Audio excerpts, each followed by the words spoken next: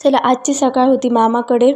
मस्त गार हवा घेतली बाहेरची आणि आवळ्या पाण्याने माझ्या दिवसाची सुरुवात केली. इथं बाजूला सगळ्यांसाठी चहा वगैरे ठेवलेला होता. चहा मी पीत नाही म्हणून मी आवळा पाणी वगैरे पिऊन बाहेर आले. आणि इथं आम्ही काल एरोप्लेन घेतलं होतं आरूसाठी हेलिकॉप्टर. सो आम्ही तेच उडवत होतो आणि आरू आमच्या मागे मागे येत होता.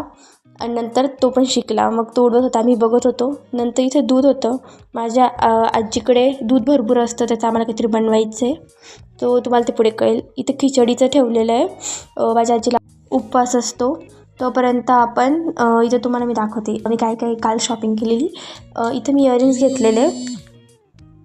इथं मला सांगा कोणते इयरिंग्स छान आहे आणि तुम्हाला काय वाटते इयरिंग्स कितीला असतील. तर हे गोल्डनवाले माझ्या आईला खूप आवडलेले आणि ते जे मोरपंखाचे होते ते माझे होते. सो ह्या दोघांमधून मला कोणते इयरिंग्स छान दिसतात ते तुम्ही नक्की सांगा. इथं मी फोटोज शेअर केले. मला कोणते इयरिंग्स छान दिसतात हे कमेंटमध्ये नक्की सांगा. सो आम्ही काल शिर्डीला गेलो होतो साईबाबांचं दर्शन घ्यायला. सो तिथेच आम्ही फोटोजसुद्धा काढलेले. आणि हे दुसरे वाले इयरिंग्स हे मी आधी घेतलेले माझ्या बड्डेच्या दिवशी. सो कोणते छान दिसतं मला नक्की सांगा. तर जोपर्यंत सकाळी उठून मी पटापट माझं मेकअपचं किट वगैरे आवरून ठेवलं सगळं.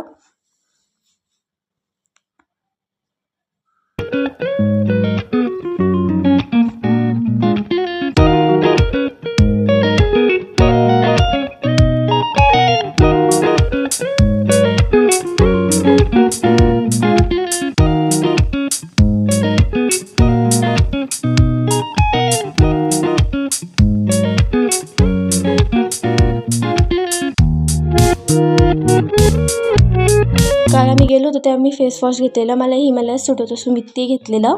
आणि त्यानंतर आम्ही घरी आलो एवढं घेऊन. नंतर आज उपवास होता आजीला, तर मग सगळे चकल्या वेफर्स वगैरे तळलेले, खिचडी बनवलेली. सो हे बर्बन बिस्किट आहे, आपण त्याचं काहीतरी बनवणार आहे, ते तुम्हाला पुढे कळेलच काय बनवू. आणि त्यानंतर दुपारच्या जेवणाची तयारी केली. मी पोळ्या केल्या आणि आईने तिकडे भाजी केली होती आणि पटापट जेवण वगैरे तयार केलं, सगळ्यांना वाढलं आणि नंतर आम्ही मस्तपैकी ताट करून जेवलो.